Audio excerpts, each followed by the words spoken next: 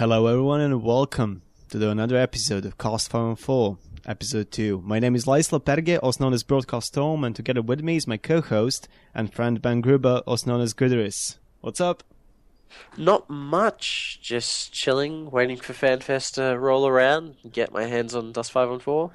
Excellent. Well, today we're going to discuss a little bit of a dev blog that has been dropped recently. Well, not recently, because we are really never satisfied with the dev blogs, so it's really old dev blog already. It was old an hour after it was released. Oh, yeah. Well, we published it earlier, so it's all fine. Also, we're going to talk about a little bit about Dust 514 tournament and FanFest event that's happening and that you're going to play on, hopefully. Well, you are going to play it, so it doesn't really matter. And we are also going to answer some of your questions that you've guys been asking over at Dust 514 base. We also have still the application form that you can fill in and ask those, and we will receive them. So if you have any Dust questions, you may feel free to send it over. So yeah, the dev blog. The dev blog dropped and it covered 3 weapons. Well, essentially 3 weapons. And also, there were a little bit of worrying about from some people, especially PlayStation 3 players, that knife mechanic is a little bit badly done, cheap, so to speak. Yeah. Cheap. I know we've had many mag players. Yeah, so why did people actually are up in arms at the moment about the knife mechanics and overall thing that is going on over at the dev blog that they said? And also, what did Commander Wang also reply on the dev blog on PlayStation forums or PlayStation dev blog? Well, basically, a lot of the concerns are from players that have played either Modern Warfare or MAG. I mean, a lot of people played Modern Warfare, so they'll understand what I'm talking about. I might talk about that first. Basically, what happened was the knife was an instant kill. Basically, no matter what, you hit somebody with a knife, they die instantly. And it was a bit iffy, some of the detection, and there was actually a couple of perks that you could get that would increase your range to be quite ridiculous for your swipe. So you could actually get somebody from a fair distance away, which is a bit corny and unrealistic, and people would literally just run around the map, and they'd actually win just by knifing people, even up against people with shotguns and things like that. MAG also had that problem as well, where I've had people say that they had basically a cone where you swipe and you'd kill people quite easily, and it just didn't feel right with the knife compared to the guns. Exactly, and I was actually hoping for a mechanic that was in Counter-Strike, because in Counter-Strike, what you had to do, you had to pull out your knife first with one button, and then you hit the guy. But it is not guaranteed kill. It did from 60 to 75 damage, so you essentially had to stab him twice at least to kill him. So yeah. It also depended on the range where you stab a guy. So I was hoping for that one. But Commander Wang replied, you press a button and you kill a guy. So that's... Well, not quite. He said you press a button and you swipe. Now, you see, Battlefield 3 has actually got a similar system to what I think it will be. In Battlefield 3, you have a quick knife button and it will stab, but it won't actually kill in a single hit unless it's from behind. Now, I don't know whether they have behind instant kill mechanic for Dust 514, but from the sound of it, it might not be an instant kill with a swipe. To be honest, I think that CCP needs to consider the armor types as well. So, for example, I am a light sniper guy, scout, whatever, and I'm trying to stab a heavy armor guy that's just destroying tanks, and I wouldn't be able to one-shot him because first of all he's going to have a lot more HP than me, and it's like in Team Fortress, you have a scout, you have a heavy, and he's not going to one-shot him at any point.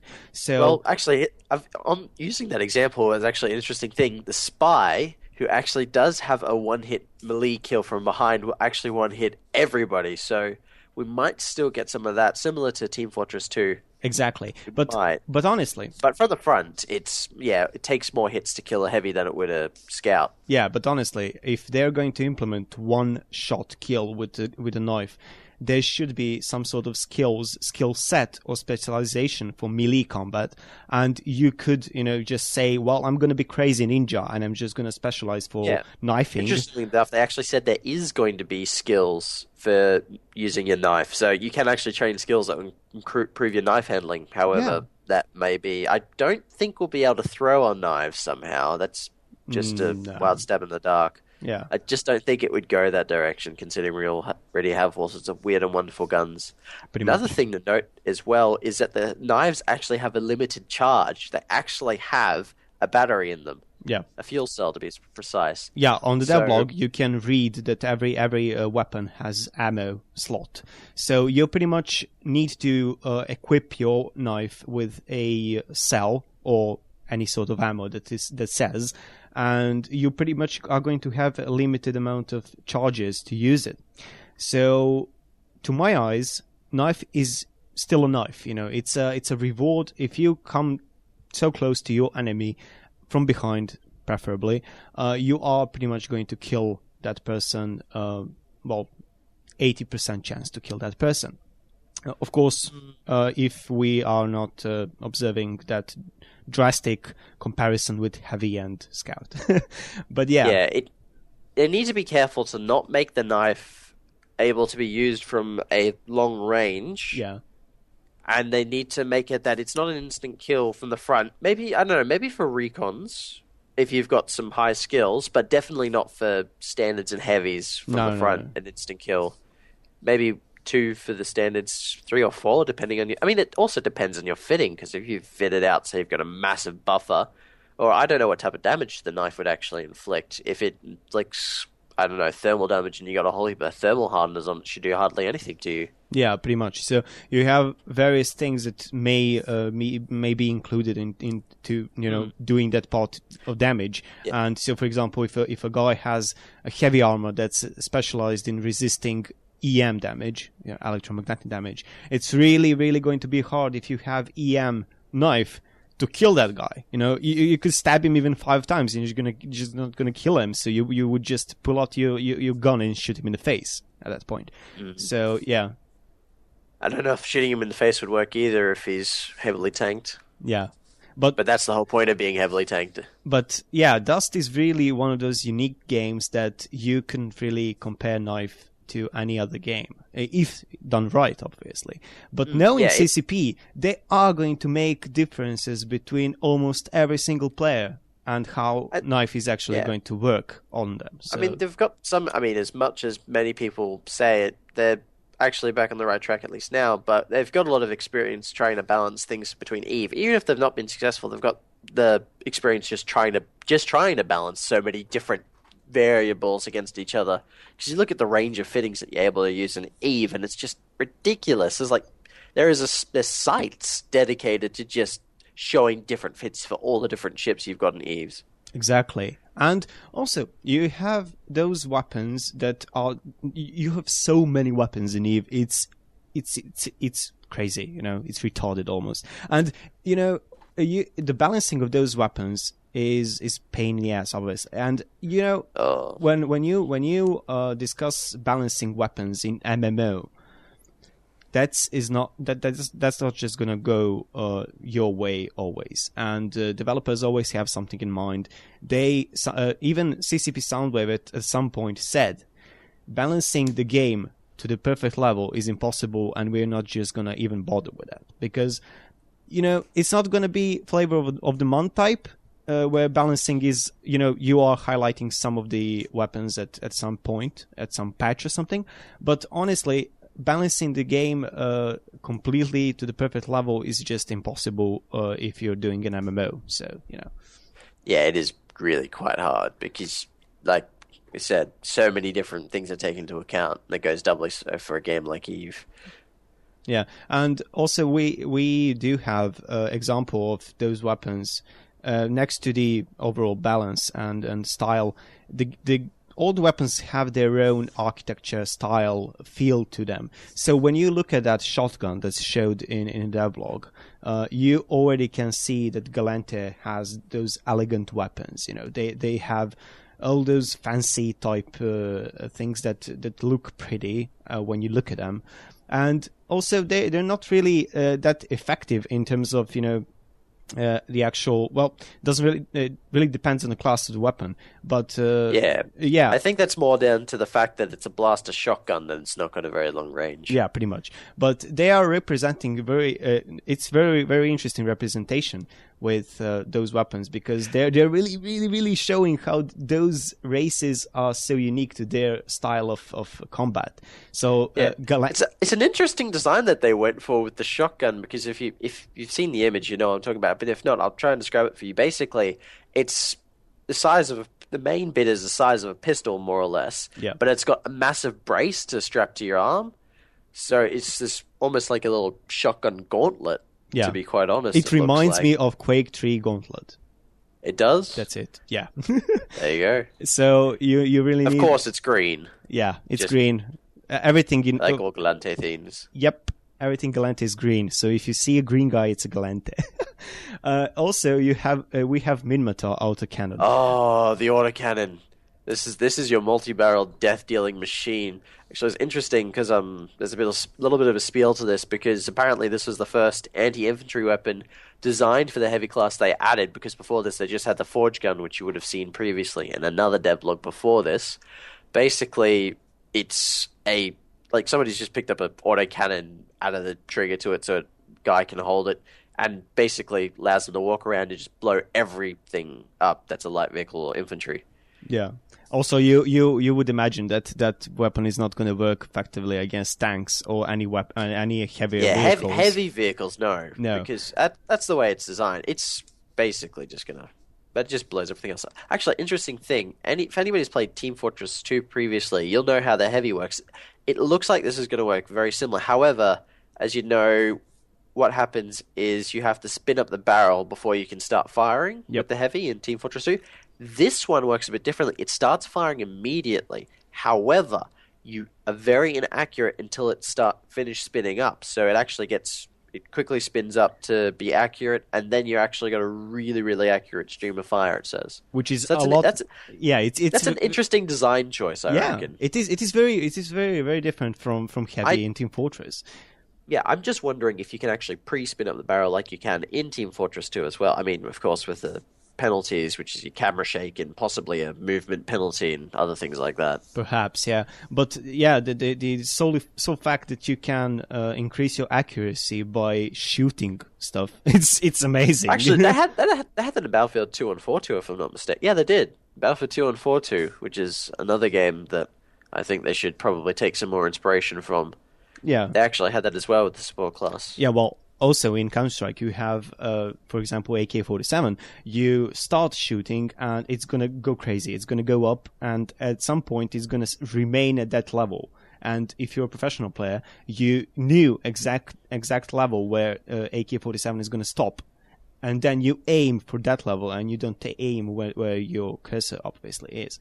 So, yeah, it's a very, very, very dynamic style of weapons, and it'll be interesting to see how players exploit these mechanics to their benefit, because that would be the type of difference between somebody who can play the game and somebody that can dominate the game. Yeah, and also you can see if you choose, for example, Amar, if you want to be heavy armor type guy, you can still pick this autocannon from Minmatar, because you're not limited to your own race at any point. For example, in EVE, I'm Amar that's flying Kaldari ships and is building reputation with, Galente. So it's crazy. You can choose whatever you want.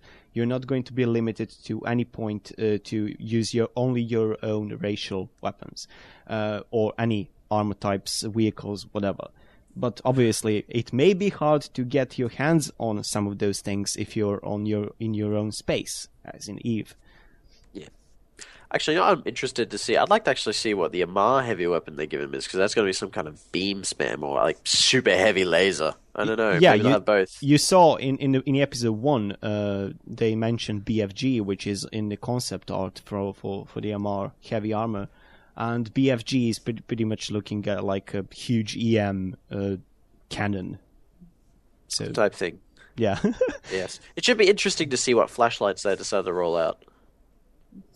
Flashlights. Yeah, I'm also wondering if there's going to be nighttime combat. Obviously, there must be, because we're on a planet.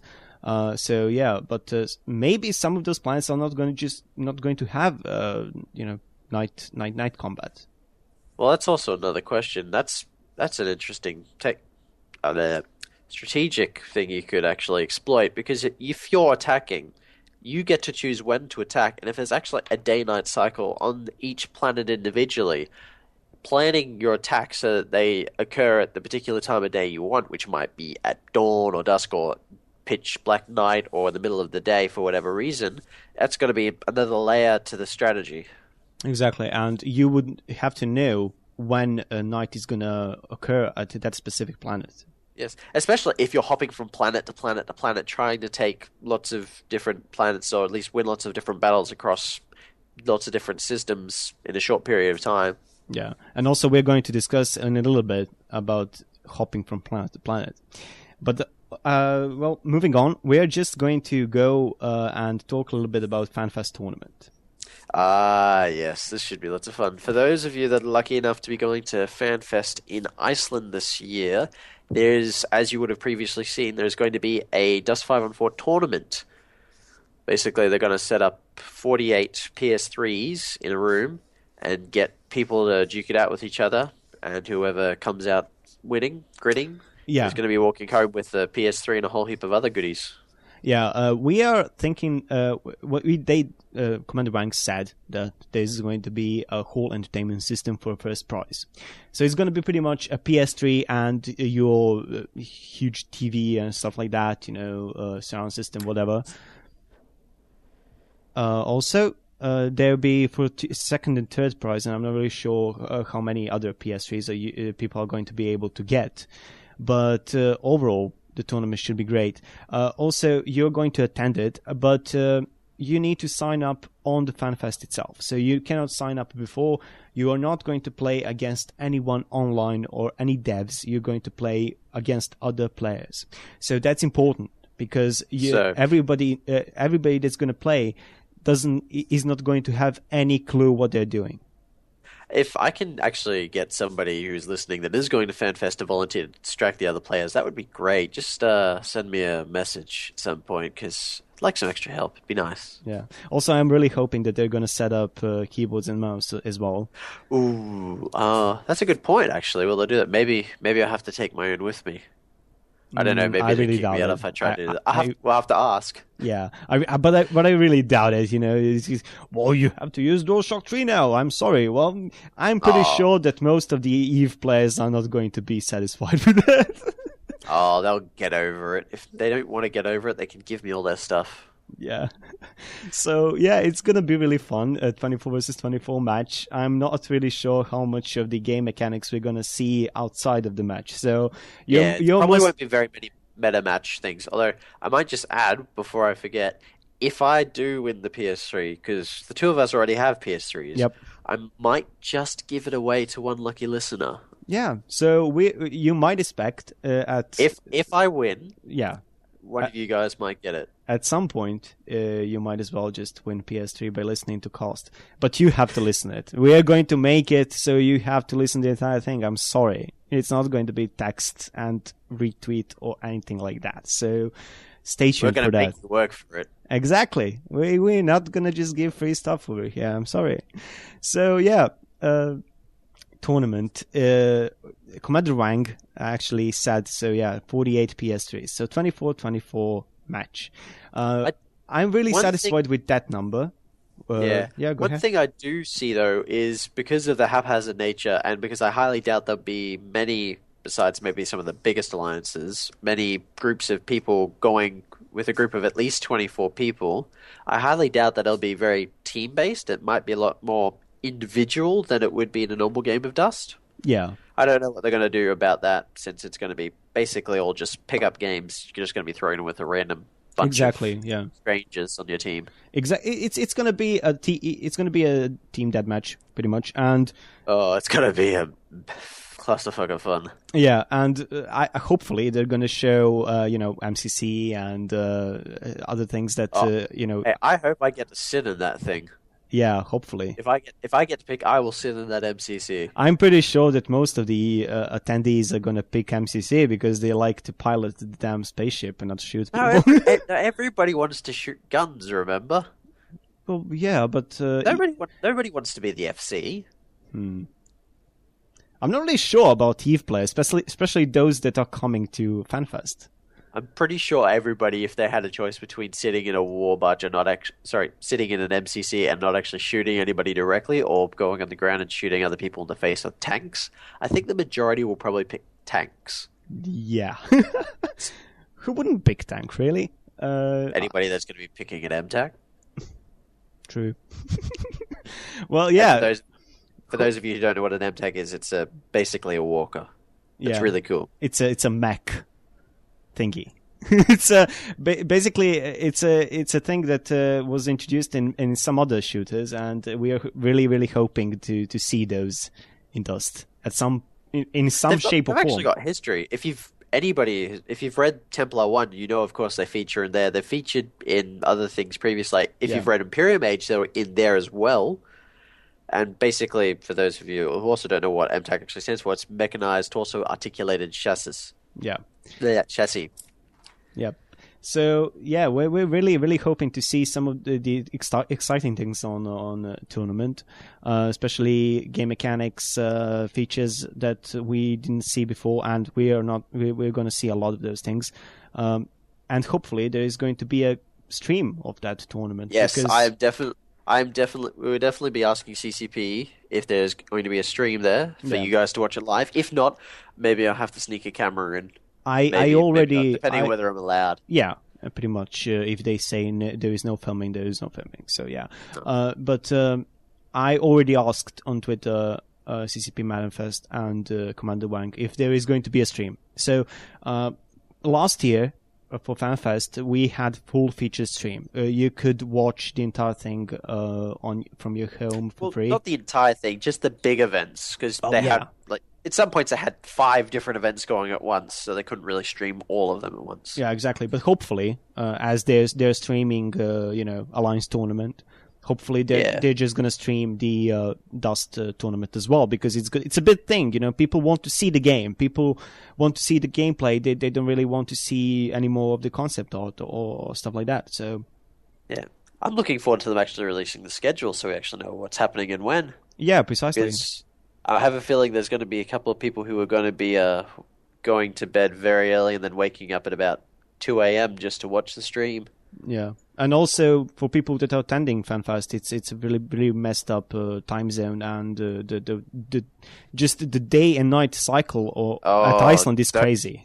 So, you're living next door to them as far as time zones goes. I'm living nearly on the other side of the world. Exactly, but in Iceland, you get it easy. In Iceland, in 1 a.m., it's a broad daylight, So you could imagine some of those things. It's a little bit strange when you arrive there. So yeah, hopefully the FanFest tournament is going to be fun, and we are going to find out a lot more stuff. You're going to play it. I'm going to watch it from my own home because I'm not attending FanFest, unfortunately. But hopefully I'm going to just sit and update stuff on the base as stuff happens. So now, moving on to... We've had a couple of questions from you guys, just a couple. I think there's over 160 now sitting there waiting for us to go through. Yeah, pretty much. But we've picked out a couple of random ones just to have a bit of a talk about. Now, one of the questions we saw pop up multiple times was salvage and looting the battlefield and your enemies. Now, anybody who's played EVE knows that when you blow up somebody else's ship, you can take their stuff. The modules have a chance of dropping, the cargo has a chance of dropping, and you can actually salvage the ship itself for bits and pieces you can use to build rigs. Now, I wouldn't be surprised if CCP carried the whole idea of looting your enemies when they died. However, it's a little bit of a different environment being an FPS rather than an RPG. Yeah, honestly, I wouldn't imagine to see billions of clones of myself just being, laid on the battlefield after the match.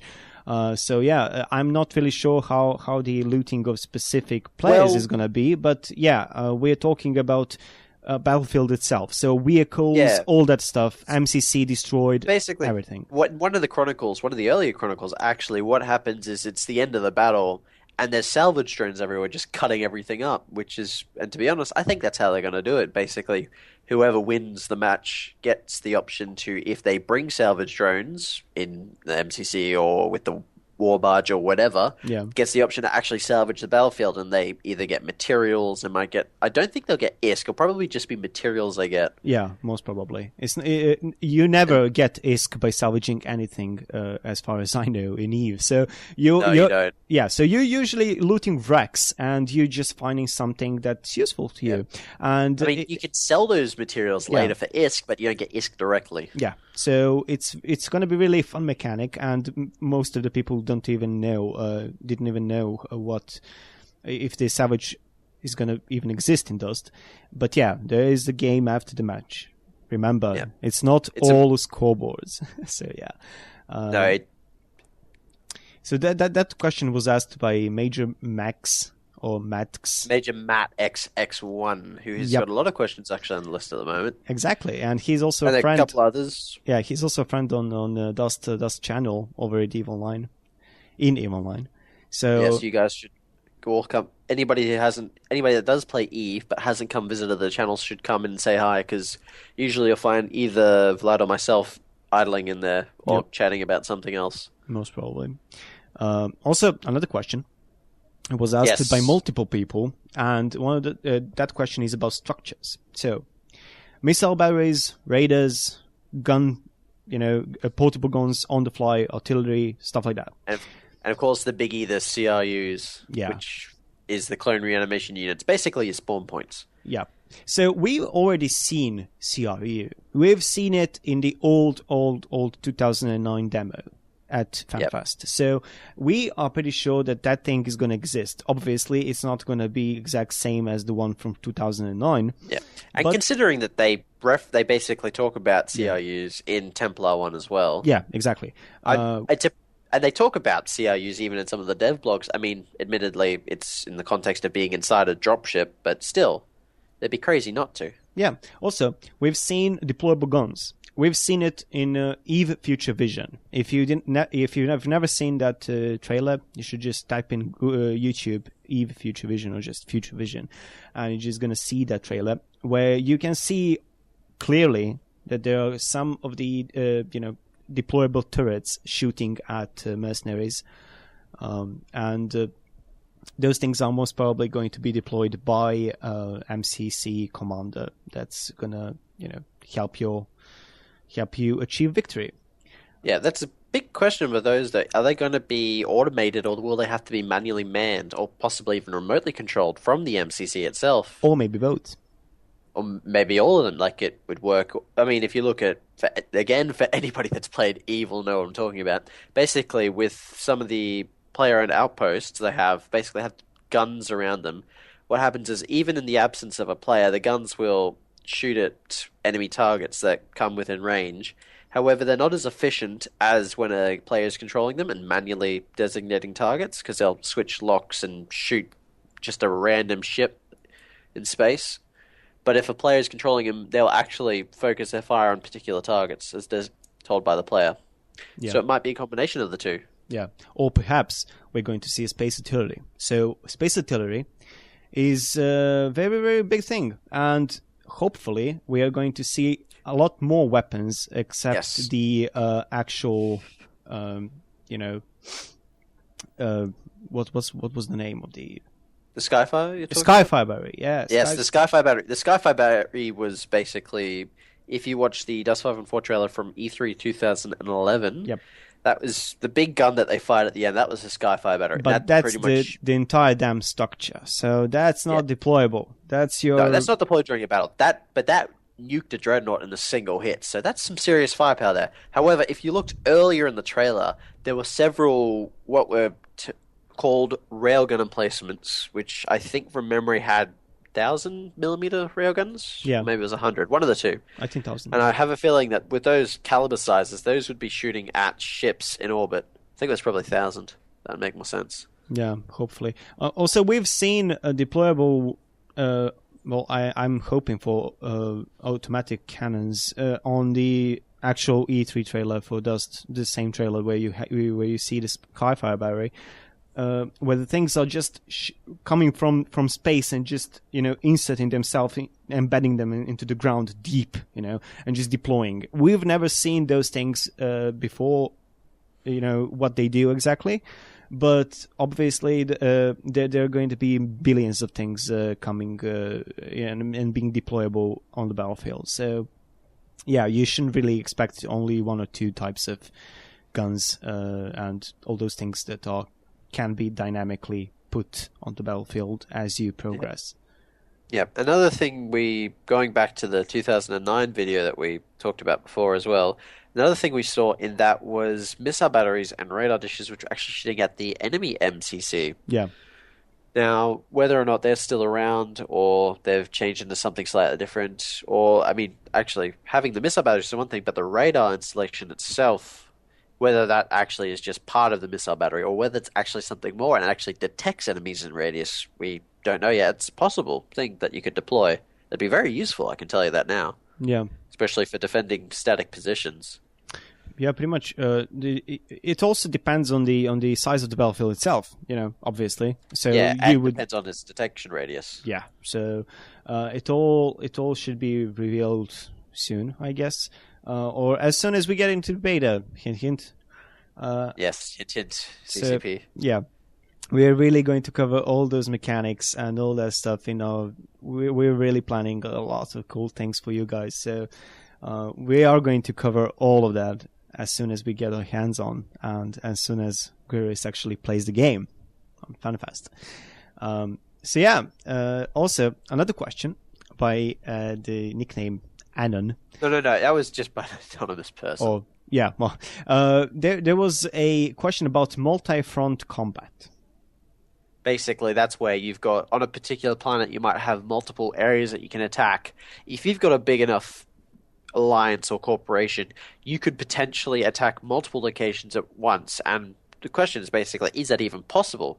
Because if your defenders have only got enough people to sink into a single match, and you've got enough to put in the fore, that's not really going to work well if you've got them all happening at the same time.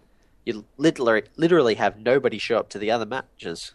Yep, it's going to be pretty much a single player. So yeah, it's going to be really interesting to see if maybe players could be replaced by AI or something. Well, I honestly don't think, considering the nature of FPS games, AI in general are pretty terrible. Yeah, exactly. Against players. I really, really doubt that CCP will go down the road of having AI bots. But to my eyes, it's slightly better than just appearing to an empty map and just winning that territory. But I think that they're just going to make territories lockable. So when you want to attack it, there should be a notification to a defender and given at least some time to prepare for the defense. So there is no that awkward moment when you just arrive to the zone and just there is nobody else over there. So yeah.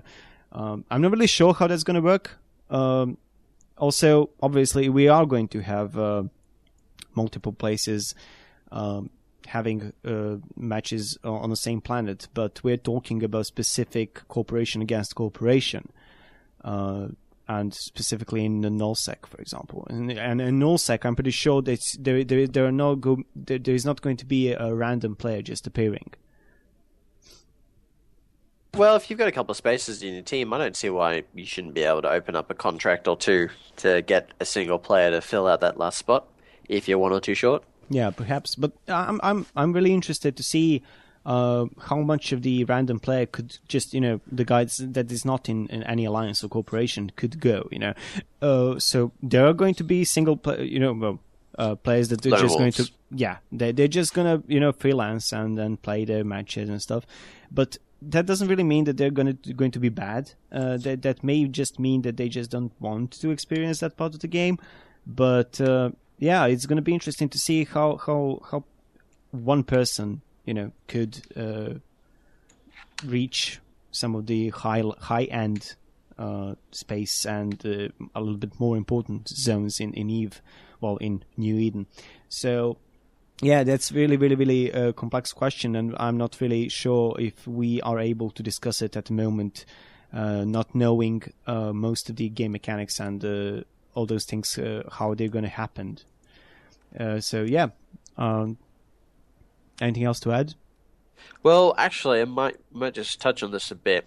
Before, with the FanFest tournament announcement, we got some details from them that there were going to be 48 PS3s in a single room. Yeah. Now, knowing that this is the moment they're going to be showing off their wonderful creation, you'd be thinking they'd be trying to max out the number of players throwing bullets at each other at once. So at this stage, I'm probably going to call it that it's probably going to be 48 players at launch for Dust 514 in a single match. At minimum, yep. At minimum, at this stage, I'd say 48 players in a single match. I'd be very surprised if it was less. I'd be actually shocked and almost gobsmacked if it was less than that. Maybe if they have to scale down some of the matches and stuff like that. But it may go up. It may go up. It will. I'm pretty sure that CCP will keep working to push it up. I believe they've said that in the past that they're actually going to do that. Keep trying to push it up maybe not as high as possible, but push it up so it's higher. Yeah. Maybe not quite MAG, because I've had a lot of complaints from ex-MAG players basically saying when you get that many players in a single match, all strategy and tactics just go out the window, and it's just a matter of seeing who can Zerg rush the most efficiently. Yep. And because you've just got so many people, and it's so hard to command that many people. Exactly, and you have always that perfect middle number that's really, really working perfect. It's working for most of the people. So 24 is really, really a good number. If you're not satisfied with the amount of players, you want to see even bigger battle, you have no idea how much 24 versus 24 actually is. Oh, actually, coming from playing Battlefield series games where you've got 64 people on a single server, it's not too bad. It's not too bad. I think 64 would be, that should be 32 on each team. Yeah. Probably be pretty good. Yeah, 32 is, to my eyes, maximum that I would like to see. But yeah, that just is indicating that you will have to have a lot of people in your corporation if you don't want to obviously play with random people. Yeah, outsourcing would be norm for many groups because they just wouldn't have enough people to fill out every single slot. Yeah, and also we've mentioned, CCP mentioned actually something about War Barge and other things that are going to be purchasable after you win matches and you progress furthermore into the game. And War Barge, it is a ship. It's a huge ship that you can purchase, you can buy, you can make, hopefully, and it's a ship that you, as your corporation moves from planet to planet, is going to be used. So we're not really sure how it is going to work at the moment because obviously we never played the game. But yeah, it's a little bit different than MCC. MCC is in the middle of a match, and yeah. Although one thing I did get from CCP Praetorian, I think it was, confirmed for me on Twitter that the MCC will not actually be able to go in space by itself. Yeah. It has to be launched from the War Barge. So basically the War Barge is like your mothership, your invasion ship. Yeah. This is the thing that you stick all your prized possessions on when you're going to go kick somebody else's teeth in. You fly up to their doorstep and you knock it down using your War Barge, basically. Well, obviously, we've seen some of the interiors of War Barge at the demo of 2009. 2009. Yeah, 2009. But we've never actually seen it moving. We've seen There was actually in the E3 trailer, I think. Yeah, it was the E3 trailer. They actually had, when they zoomed out to the planetary view, you could actually see the War Barge hovering over in the left side of the planet, I think it was. and you can see it just hovering over the surface. I think they had a little thing they did. The question is, how players are going to be operating that thing. So if it's going to be on rails, if it's going to be... yes, of course, the big question from people, how is it going to move from planet to planet? Yep. That's the big question. A lot of EVE players are very interested in the answer to this, because if it's vulnerable to being attacked while it's moving, then that means that EVE players are going to be able to destroy it and ransom it and do all sorts of other wonderful, nasty things that EVE players like to do to ships. But to my eyes, it's going to be a little bit awkward if EVE players could just sneak up and destroy your war barge if you're in it. Well, you see, this is the interesting question. You've got to draw the line somewhere, but there's got to be... EVE players need... See, the thing is that the whole way the EVE economy works is because there's a constant cycle of destruction. If you create something that can't be destroyed, then you start getting problems. And for those people that play EVE, you would probably know about the proliferation of outposts in nullsec. Yep. People are building so many outposts everywhere that it's going to get to the stage eventually where, unless CCP changes it so you can destroy outposts, there'll be an outpost in every single nullsec system, which is probably not something you want, especially since it adds massive headache for trying to take the system away from its current owners. No, don't get me wrong. I'm really up for destroying Warbarge. But the thing is, it should be really, really one of the toughest ships in EVE. And also, it should require a little bit of help from your EVE corp mates if you want to move to another planet. And you might as well just take escort from some of those players. You see, the problem is, if they make it so that either of the two games are completely reliant on the other to achieve something, then they're going to be providing a point of failure if either one of them has major problems. Yeah, obviously. I mean, it's important to make sure they're linked in a way, but you need to make sure the basic functions. And I would say that invading another planet is a basic function, should be able to be performed mostly on its own, even if there's an easier way to do it. Yep. With the other game, there has to be a way that you can do it by yourself. Yeah, I'm also thinking about you needing the Warbarge only if you're going to low sec and null sec, because high sec should be some of those things. Those matches that anyone can get into. Well, that's an interesting question there, because I mean the high sec matches. I mean, there's been discussion of faction warfare would be the high sec match equivalents. And there was also some discussion I think we had somewhere in the Dust 514 channel, I think it was, about whether or not the factions themselves would actually be giving you all the gear that you would be using. Yeah. I'm personally of the mind that they wouldn't, but I'm not quite sure which way you'd go, especially since they own the place, I'd say, which means that you can't really store your stuff there.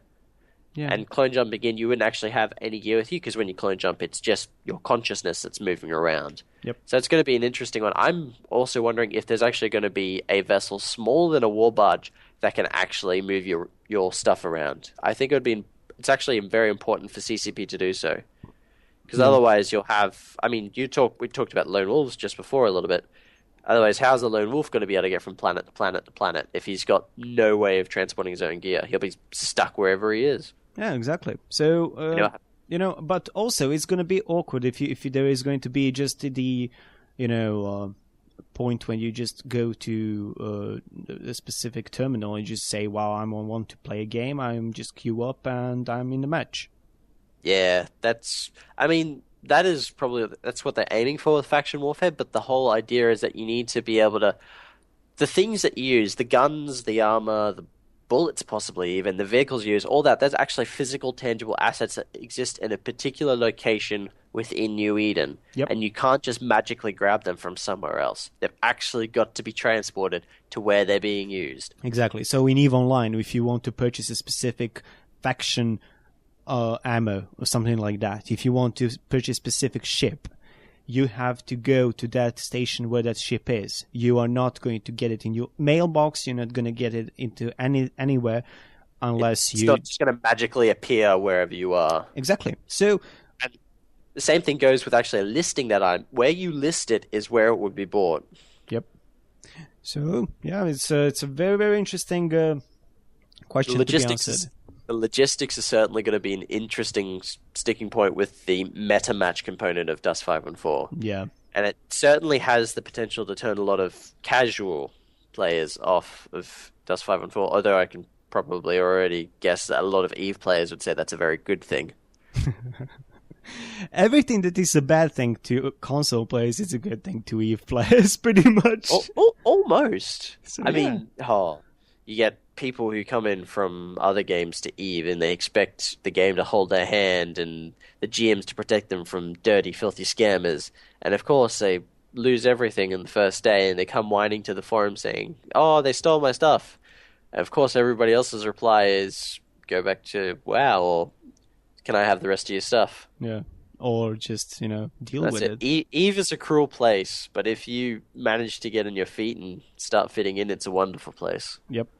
So hopefully we will see some of the full Barge as well. We're not actually relying still on FanFest tournaments solely, because I'm pretty sure there's going to be a new trailer, most probably. There most probably is going to be another demo from developers that are going to explain some of those things in detail. So there is going to be 100% one panel for Dust. I'm actually secretly hoping that they flew CCP Guard to Shanghai in total secrecy to record a video blog. Hopefully. In the Shanghai offices for Dust 514. Those video blogs by CCP Guard are just brilliant. Every single video blog so far is just amazing. So would be amazing to see some of the work from Shanghai. I remember actually sitting down to one of those video blogs and just trying to spot all the different Easter eggs I tried to fit into it, all the little different things around the CCP offices that were going on. Bomb note. I had like several paragraphs, a forum post, just listing them all, several paragraphs. This is crazy. There's a lot of things. Yep. Yeah, it's crazy. But yeah. Should be fun to see when we finally get them. Hopefully. Well, it's in less than a month. It's less than a month to FanFest now. 27 days or something. So yeah. Pretty close. We will. So it's 24 days. I'm pretty sure. Yeah, 24. Yeah, it's February. I always forget that. 4 weeks.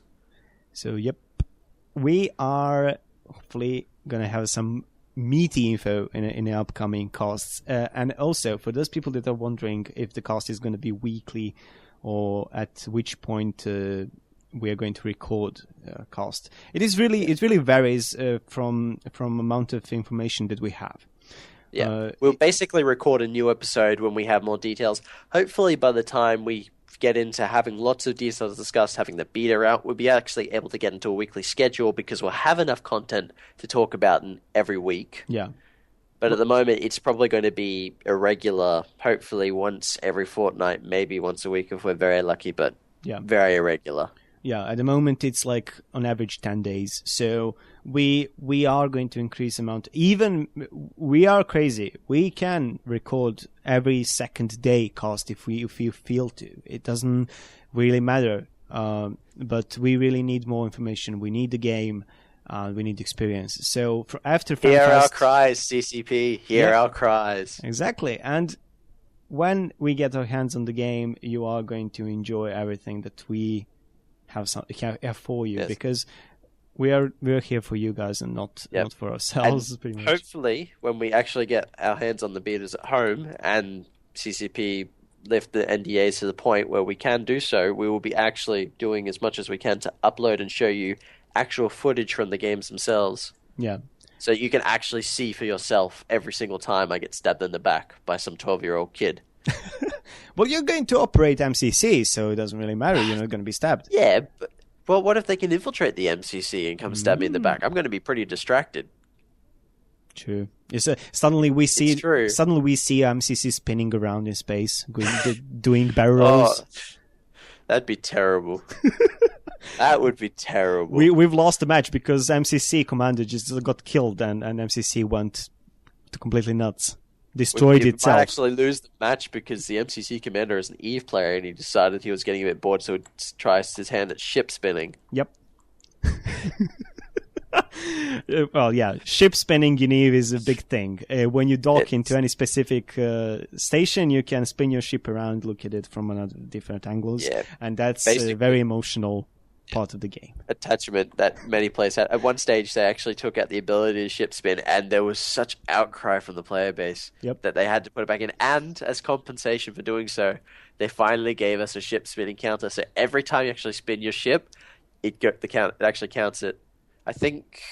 I know I've personally gotten up to nearly 50,000. I don't know what the highest anybody's ever got for ship spinning is, other than that.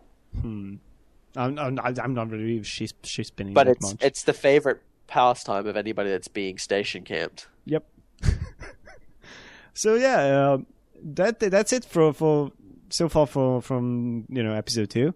Hopefully you guys enjoyed it, and it is a little bit longer, just a little bit longer than any average cast that we did so far. Well, yeah, 0 and 1, and hopefully 0 doesn't count. Yeah, and hopefully it's going to be as long as this one every upcoming cast. So thanks guys for listening, and this was Podcast Tom and Greerus. We are signing off. See you gentlemen next time.